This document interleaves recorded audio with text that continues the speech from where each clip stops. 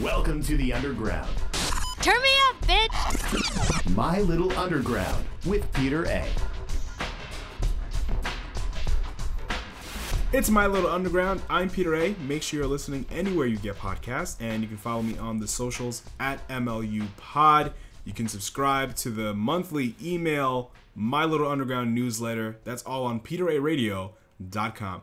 Super excited to welcome the great Shannon Lay to the show to celebrate the release of her awesome new album, Geist. And we're huge Simpsons fans, so there's going to be no shortage of Simpsons chatter here on today's episode. And since it's also October, we have to also talk about Treehouse of Horror as well. And Marge Simpson was actually inspiration to one of Shannon's songs that she will talk about. And she's also going to be in New York City for 2 nights as the headliner for the first time. So super exciting times for Miss Shannon Lay, and I can't wait for all of you to get to know her right here on My Little Underground. Please help me welcome Shannon Lay. What's cool is that we're talking in the heat of the fall and Halloween and the Treehouse of Horror season. You know what I mean? Yes. Oh my God. Yeah. Yep. I was just outside and like the smell of the air is changing, you know? Yep. So beautiful. Oh my God. Yeah. And first of all, congrats on Geist. I love the album. It's beautiful. It's fantastic. Thank you. And I was thinking about like listening to it again and again, and I was thinking about the episode where the whole family goes to this apple cider village or whatever, right? Yeah. And Marge and Lisa, Marge is acknowledging, look at all this foliage. And Lisa's like, it's foliage, Mom. Yeah. That's what I said, Mom. That's what I said. Foliage. I know how to pronounce foliage. Technician to pronounce foliage. Dude, that's such an amazing episode. I also love the part where Homer, Ned's like talking to him and he like leaves his body. It's like, you can stay here, but I'm gonna. Oh man. So you know what I noticed about that episode? The area where all the apple ciderness is happening. I think it was like a few seasons later where Bart and Homer go to the museum of Thomas Edison. And I think that area kind of looks almost exactly the same. I don't know why I had that correlation. Maybe it's like the museum district, right? You got like yeah, right. So, what is your favorite Treehouse of Horror? I don't think I've ever asked you that. Do you have a favorite year or just a favorite short or what? Oh man, I love the one where Homer's King Kong. That one like has always gotten me. I feel like the way they did it was so beautiful, like in the black and white, and there's so many good jokes in that one. I also love the one where Lisa creates the like tiny town. Brilliant. That one's incredible and has one of my favorite like subtle jokes. That one guy who's just like, shit, I'll get socks. She'll need socks. Like, you know, like stuff like that is like why I love that show so much. I mean, the Treehouse of Horrors are like endless. Oh my God, the one with like the nuclear holocaust and like Homer has to like battle the mutants. That one's amazing. Little Marge, little Lisa, and the rest. Dude, what about you? What's your favorite? Oh my goodness. Well, you named a few. I love the King Kong one. But what's always top of mind is the Shining parody. The Shining. The Shining. Yeah, that's a good one. Yeah. And a real late one where they do a thing on gun violence and all the zombies come back and everything like that. Like that one was really good. And like aliens take over, right? Because no one has guns. I do. Oh, that's a totally different one too, but I love that one too. Oh, okay. Yeah, where Homer gets the magic hand. Yes. That's when the aliens take over because Oh, they're all so good. Yeah, all brilliant. Oh man, at least the first 10 or 12 years. Yeah, incredible. Do you think? Well, you wrote it. Of course, you thought. Is Blue inspired by Marge? Oh yeah, totally. Okay. I was thinking of her 100%. It was like kind of this idea of, I don't know. I feel like Marge loves so hard. Like the way that she loves her family is like so deeply unconditional and just like the most beautiful representation of a mother's love, you know? Yeah. I was totally thinking of her because it is that feeling of just like, I'm gonna love you no matter what. It's gonna turn my hair Marge blue, you know? Yeah. I think that's deeply poetic because if you, like you say, if you know Marge, you know like she'll love anything until the end. Even like objects. Remember the suit that she bought at what was it? The totally. what was that what was that outlet at Ogdenville, the Ogdenville outlet store. Yeah. She turned that suit. Yeah. She turned the suit. Yeah. Yeah, it was like, it's so nuts how she turned the suit into so many different things, and then they were able to get into the country club anyway. So, which is you know what joke I've been thinking of a lot lately is when she just holds up a potato and she's like, I just learned to eat. I think about that all the time. Yep, yeah. All the time. Oh my god. Or the Chanel suit episode is so good. Oh, that one. Absolutely brilliant. I was also thinking about one of my best friends told me about this. He reminded me of it like a year ago. And when Homer tries to call Bart from Nelson's house, but he calls Millhouse. Yeah. Where's tell Bart to come home? Who's Nelson? Yeah. I think he's at Nelson. Who's Nelson? Dude, I always picture like the moments like that in the studio when they were recording. Like, so much fun. Yeah. Speaking of being in the studio, remember when Homer was what was it? What was the dog? The stupid dog, Poochie. Oh, Poochie, yeah. Yeah. Brilliant stuff. You know, the reason why I asked you about, you know, the Marge inspiration, not because of Simpsons love that we both have, is that, you know, I'm listening to Geist and songs like, you know, Awaken and Allow. When I first heard it, it really like tugged at my emotional strings, but it wasn't anything you said in the song. It had nothing to do with the lyrics at all. It was just the overall musical piece just kind of like made me feel all the feels, no pun intended. But do you kind of let the arrangement tell your story, or do you come at a song at, okay, this is what I'm going to talk about or refer to, and then the music is just the rest? I usually start with the lyrics and, you know, just kind of getting like the good, like I feel like a lot of songs are just really great poems, you know, like almost all of them. And so with this record, I went into it wanting to instill it with a lot of feeling. Like I went in there and, you know, was really conscious of my mindset while I was recording it, and was very aware, you know, kind of for the first time, of how impactful it is for the listener to experience what you're giving to them. And so to just go into it with the most, you know, conscious kind of attitude I could possibly have in that moment, I feel like it really came through. And I think that the songs have this kind of multi-dimensional space where you could be listening to the lyrics or the music or just like feeling the tones of it, and it all can hit you in different places, you know? Yeah. And for me, it was just the music and the arrangement. It just really touched me. I don't know what it is. It just doesn't make it, like Ty Segall wrote a song about his dog, and I just love it. I connect to it. I don't know what it is. You know, it's just, and the fact that song specifically is almost nothing happening. You know what I mean? Like it's almost like you're just standing at the beach listening to the waves, but there's no other accompaniment. And it was just absolutely stunning and remarkable. And I listen to it all the time. And it's just, oh man, I can't say enough things about it. It's so beautiful. It's amazing. Oh, so happy. Yeah. So you literally do not want to leave California, even though that's what you're saying.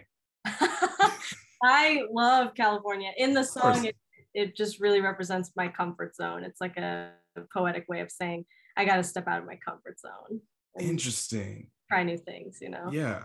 Yeah. Like, you know, it's like, it didn't matter to me what you said. It's like how you went about doing it, but it was just wow. It's just really cool. Like, I can't wait to see how you can, if you include that song in your live set, how you, turn that out, which is Really cool. And I've been doing it. It's really, yeah.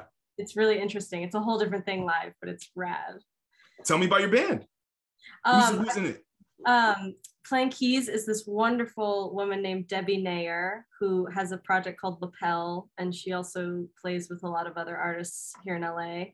And then on bass is Devin Hoff, who, for the New York shows, it'll be Devin Hoff, who played on the record, who played stand-up bass. So it's just stand-up bass, keys, and guitar. I love stand-up bass. I think it's just a beautiful instrument. Yeah. And watching someone play it well is just amazing. Yeah. Yeah. And let me ask you this: when you're putting together your band for this, when you were making Geist, did you have a band in mind? No. I was very much doing things on my own, just in my house. I was kind of like doing more demos than I ever had, just because we had the time, and really fleshing everything out vocally. Like I was doing the harmonies and stuff, and like the vocal arrangements, and had no idea what it would become. I knew that at some point during the writing process, I knew I was making the record, and so then I started kind of thinking about it a little more, and then it occurred to me that it just really needed, some tone masters to go in there and just create like supportive textures. And so I immediately thought of keys. Like I've been so obsessed with the way that like a Wurlitzer or a Rhodes like feels in your ears. Like it's just so good. Yep. And stand-up bass has a really similar quality where it's really kind of powerful but soft. And so the combo just felt so right. And I'm so stoked on how it came together. It was really cool. I think what it comes out as the finished product, it is, let's say if you're going on a long drive and you're kind of overwhelmed with loud things that are loud, and then you put on Geist and it kind of brings you out of that. But it's not mind numbing. There's a lot of stuff that grabs your attention, but it's really just relaxing you. It's like tea. It's sipping tea. That's it. Yes. Oh, I love that. I love that. I actually went on one of the last tour that I went on before COVID hit. Our tour manager that we had didn't listen to music that often in the car. And so I got to know that Sybil Bear record, Color Green, really well. And it was only because there wasn't anything else going on. Like I was able to just like really appreciate how fucking quiet that music is and like hear every single thing that she was doing. And it was such a cool experience. And it's just occurring to me now that probably had a really big influence on like just what I wanted to create with this, was that stillness. It does require you to like kind of remove yourself in a way and just like be with it. Yep. And I was going to the beach a lot this summer, so I think your album would have just fit perfectly, because I was just starting to appreciate the quietness of it. And where my apartment is, sometimes I lift up the window, I listen to the trees. If I'm working all day and I listen to a lot of music, I'll just not put on music and just listen to what's happening out there. You know what I mean? There's an arrangement out there happening that we just can't record. You know what I mean?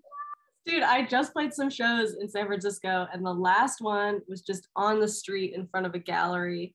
And the sound of the traffic was so beautiful with the set. Like sound of traffic. Yes. It was like, it was coming through my microphone. So it was like slightly like reverberated, and it just like kind of had its own perfect timing with everything. It was so cool. Yeah. And I will say the same thing about doing a podcast, because sometimes, I'll lift up the window again and just whatever happens out there, it happens. Like a fire truck would go by, which has happened to me before, but it doesn't bother me at all. It just adds to the whole experience. Yeah. Yep. Wow. Yeah. So let me ask you this, right? So, you're adding all these layers. This is the most multi-layered I've ever heard from you as a solo artist, right? So there's a lot happening. So sometimes do you think, what? I just want to pick up my guitar and just play and doodle, and I don't need my band right now. Do you ever just feel that sometimes, even if you're on tour with your group? Do you just feel like, okay, today is just Shannon? Yeah, I think I really learned to appreciate that aspect of what I do. And I think I always wanted to stand alone really well and, be able to just take a guitar and travel around and not have so much attached to the situation. And it's in the end, I think what it why one of the reasons why it's such a special thing is because it can just be that and be, entertaining and moving and I feel like it's like one of my superpowers, like to have that ability. Like I want to honor the fact that I've been given that ability, Yeah. And yeah, it's just when I'm hearing these songs and, I'm enjoying the recording of it, but I'm also thinking live, it's probably going to be a different experience, but I don't know. So when you're going through these songs through a live performance perspective, are you just trying to recreate what you've imagined on record or totally reinvent these arrangements live? A lot of it is I think there's key moments that I wanted to keep in there, but for the most part, whoever's with me on stage, I love it when people add their flavor to it. I think that you should let people have fun with it and let it become what it wants to become live. Because I don't know, I always like when songs are a little bit different in person. Like I just went to see Ty at Terragram Ballroom the other day, and he did a version of Squealer that was so sick. It started off just like metal, like yes, god damn it, and then it snapped into the quicker one, and then went back slow, and I was just in the back like, what the fuck? I get chills now just thinking about it. But I love the ability to kind of rethink things, and especially when I play solo, I've been transferring a lot of the old stuff onto the nylon string and playing it in different keys and trying out different versions of things, and that feels really fun.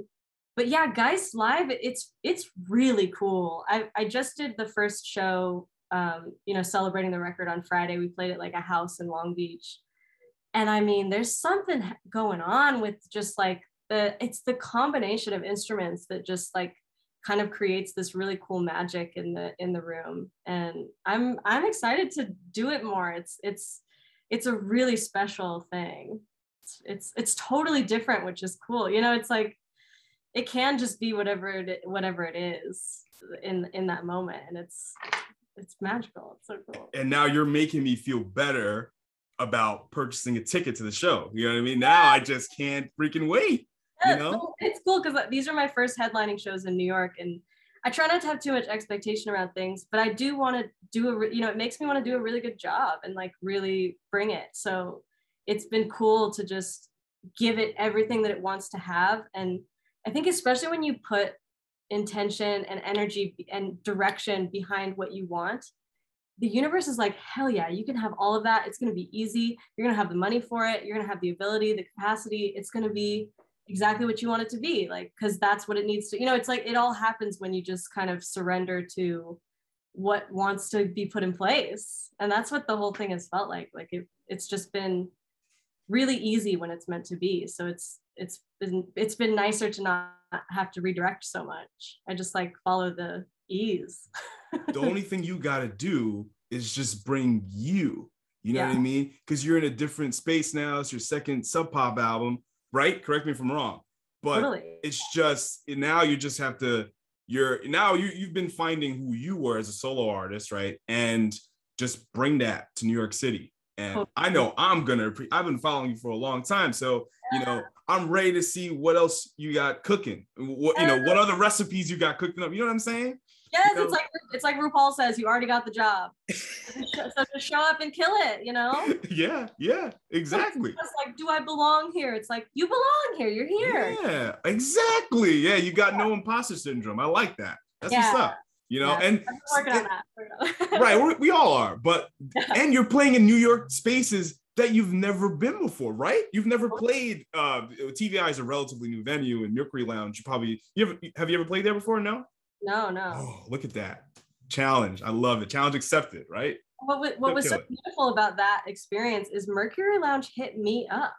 Like I had just lost my booking agent, and I had gone through 2 trying to find somebody. Nothing was working out, and then I said, you know what? I'm gonna try booking myself. And like a week later, they hit me up, and they were like, do you want to come to New York and play some shows? And I said, yes, I do. Like that's so cool. Like that, it really does come at you when you just accept what's happening. It all falls into place. It's the coolest. Yeah. Yeah, you're gonna kill it. I already know it. For I'm real. so stoked. I'm so stoked. Yeah. I've never seen you live solo, but I've only seen you with Fields. But like, I can't wait for this, this completely new experience. It's gonna be great. It's gonna be a treat. Yeah, really Yeah. awesome.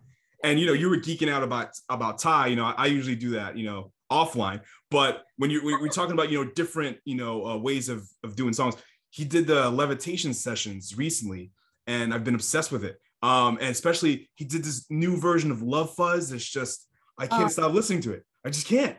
You have to, it's for someone like him to be around so long. It's because he does that. I think he's always like reimagining what he's created, and it's so fun for the listener because you love the recordings, you love the original, but to like, it's almost like what the Grateful Dead did, where like every show was kind of its own experience, and he's so good at doing that. It's amazing. Yeah. Especially like with like Warm Hands, the Freedom Return. I can't even put into words what that song means to me. Like what he's saying, I don't care what he's saying. It's just how he's saying it. Like just like you, it's like I don't know what it is about you West Coast artists. Like you just say things and you just make me feel it. I don't get it. When he comes back with the Freedom Reprise, and I'm just like frozen. It's brilliant. Oh man, amazing. I love it. Yeah. So you're doing festival dates, right? You're doing how do you pronounce it? The Hui Chico. How do you pronounce that festival you're doing? Huchica. Yeah. So you're doing that, and you're coming to New York City, right? So the two different animals, right? You have a festival, then you have these small theater-like venues. Yeah. Tell me, if you've done it before, right? You've done festivals before. Yeah.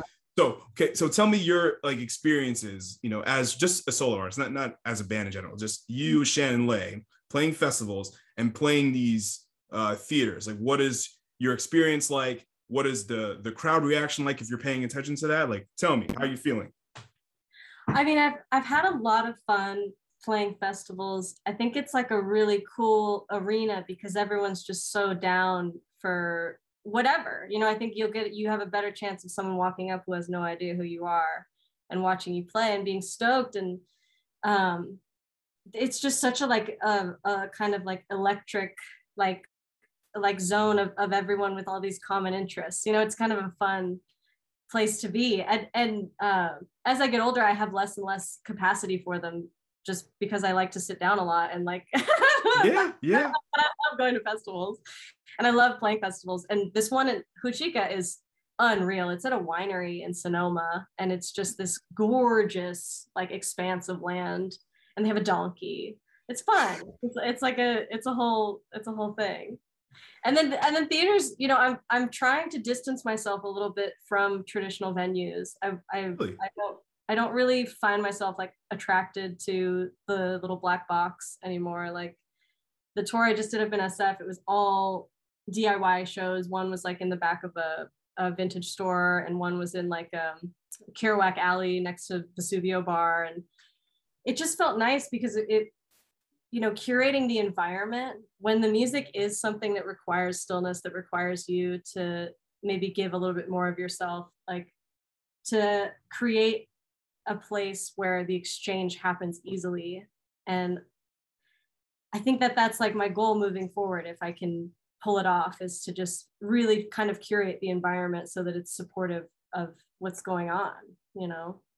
I will say, like coming up in the scene that I did, I opened for tons of loud bands solo, and it really showed me how much of a capacity people do have for this kind of music. Like a lot of the time, I would get that room quieted down and just listening, and that was like the coolest feeling, to just like kind of be there. And at the time it felt like how I really was gunning to like convince everyone. I was just like, listen to this, it's gonna be cool, let's do this together. Yeah. But now, I really want to, I completely trust that this is what I'm supposed to be doing in this world, and I'm pretty done convincing anyone else of that. And so I just really want to create a space where people are coming in because they want to be there, and I'm there because I want to be there, and it's just like an easy communication. I think that's what makes the best artists and artistry and the best music. Like you're really trying to focus and kind of like create, here is my music and you're here because you like what I have to say and you like what I have to play, and I'm playing for you because you like it. It's a give and take, you know what I mean? Yeah. So what do you mean by like black box theaters? Like are you like moving, are you saying you don't really do you not want to play those? Like what do you mean by that? I'm curious. I do want to play them. I think I just Mm-hmm. want to prioritize, you know, making it a little more of an experience if I can. Okay. All right. Yeah. That's cool. Because Yeah. I can see you playing like, you know, just like a street fair, right? And like a Radio City kind of thing. You know what I mean? I can see both of that. Okay, that's what it's about. That it's about not limiting yourself, but maybe I'm developing preferences, I guess. Yeah. But no, to like a Radio City music hall. no. Yeah. I think like, you know, because okay, I think whatever you're playing, it doesn't matter what the venue is, as long as like, okay, we're here to see Shannon Lay. Yeah. But it doesn't matter where it is. It doesn't matter what it is, you know, what space it is. As long as you're here, you're playing, and we get to see the full experience of who you are, right? Yeah, totally. Yeah. So you did a little ditty for Fun Texas Choice, Good Time, right? So was this song kind of like a spur of the moment? Did you hear what's going on in the news in Texas and like, I got to do something? Or did you already have something cooked up from the Geist sessions and you just let it out? Good Time I've had for a long time. And I used it during the Mondays with Shan. When I was playing on Instagram Live at the beginning of the pandemic, I'd open it with just like by playing that song, you know, get everybody settled. And then when the law got passed, I really wanted to help, and it felt like an easy way like that day to just like do something. And it felt like a good time to do it. So it's like, there we go, you're gonna do that. Okay, brilliant. Like, is there any other kind of causes that you would not only write songs for or share some songs you already had for a certain particular cause? Yeah, I would love to get into doing that more. I donate to a couple amazing organizations. Like one is called Ocean Voyages, and they are kind of just like a crew of people that clean up the ocean in and around Hawaii. And like they've picked up just like tons of trash as just like the people that they are. So like, you know, supporting something super tangible like that, or the Nature Conservancy, like you see those people all the time outside like a grocery store. Yeah. Stop and talk to them and donate, because they do amazing things for the world. And I don't know, I love learning. There's so much stuff to like learn about and be informed about, and you know, don't feel bad about what you're not doing, feel good about what you do. So like, if you know, just like get in there however you feel called to. Yep. Yeah. So are you, I know like with, you know, with COVID and everything, and, you know, we're all locked down inside. And I feel like now, especially with this album, it's a very outdoor album. It's a very autumn album. You know, we were talking about what spaces you perform in, you know, you've played outside, but like, would you ever consider, like, I'm not sure what the logistics are of this, like just doing an outdoor show, not like just a festival or anything like that, or a rooftop, but like literally outside, we're outdoors in a certain space and you're performing? Yeah, man, you hit the nail on the head. I've been looking into like, they make the coolest little silent electric generators now. And I've been looking into those, and I kind of want to start doing this thing where I just like drop a pin and I'm like, this is where I'm going to be. Come watch, you know, because like there's so many cool, especially around LA, like I've noticed so many little parks with like stages, and like I live in Pasadena, and there's like this little park with like this amphitheater. It's like so beautiful. But I want to, just kind of like set up shop and do the thing every once in a while. I feel like that's the vibe I got in San Francisco, and I was hooked on it. It just felt so nice. Yep. So I am so excited to see you come to New York City once again.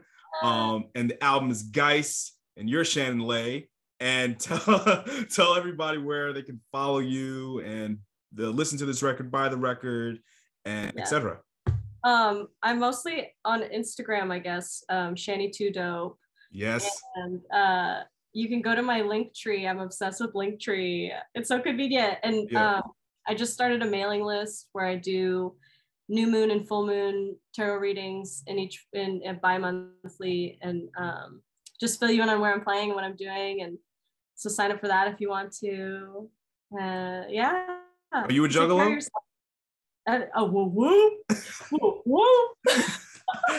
I didn't even have to. Yeah, I've been thinking about because I have the CD of the Great Milenko, and it's such a great album. It is so good. These fuckers are so goddamn creative. They don't get enough credit for that, but they've been so successful in spite of everybody. But oh my goodness, what's your favorite ICP album, song, moment, festival, whatever? You know, I have no idea. I'm a fake juggalo. You're a fuggalo. I am a a fagalo? Yeah. Love it. No, yeah, there you go. That makes sense. I should get into it though. No, my friend Josh Taylor, he invented this legacy for me that I was conceived at the first ICP concert. And with my father. And so I am the little Shanny2Dope. Now you have to write a little folk tale about that. That's your job now. I'm pigeonholing you in that. You know, you have to write. You have to write a concept album of you growing up as a juggalo, and then that album is going to get the same amount of press that like this Decemberist album got like 15 years ago. It's going to be played in coffee shops everywhere. People are going to start respecting juggalos, and you're going to start a movement, Shannon. You're going to start a movement. I love it. Yeah. I love it. All right, last thing before I let you go. Okay, so we're both big Simpsons fans. So how do you prefer to watch the series? Do you have DVDs, or you're a Disney Pluser, or what? I am a Disney Plus member. Okay. The aspect ratio is a little frustrating at times, but we can handle it. We can get through it. Yeah. But I know they just posted season 32, and I kind of want to catch up on some of the newer ones, see what they've been up to. Really? You really want to watch the newer stuff? Interesting. I don't know. Sometimes. Okay. I don't know. My partner's been he's a Family Guy fan, and we don't handle that in this house. So opposites attract. God damn. Wow. I know it's rough. But he's been having me watch some Family Guy episodes, and I still don't like that show. Yeah, me neither. I don't like it at all. Not at all. Nope. No. Okay. Have you seen? We may have talked about this years ago, but I don't remember. There's a certain couch gag in season 26. Right? I remember it specifically because I can't unsee it. It's one of the couch gag is way better than some episodes that have happened recently. I'm going to send it to you. It is unfreaking believable. You can't unsee it after I send it to you. Whoa. Yep. Is it one of like the long ones? It's pretty long. It's a longer one, but you're going to be like, what the fuck? Yeah. Cool. It's crazy. Oh, I love it. Yep. I love The Simpsons. Thanks for having a Simpsons chat.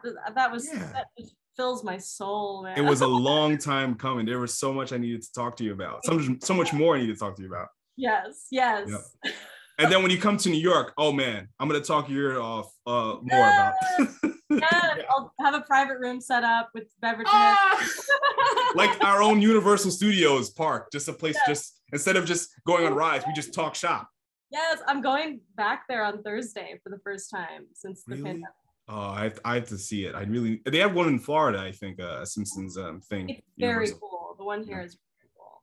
Yeah. Oh, cool. Yeah. So when I come out to LA, I'll definitely check that out. All right, Shannon, thank you so much for coming on. The album is amazing, and you're amazing, and I can't wait to see you in New York. Yay! Thank you, dude. Be well.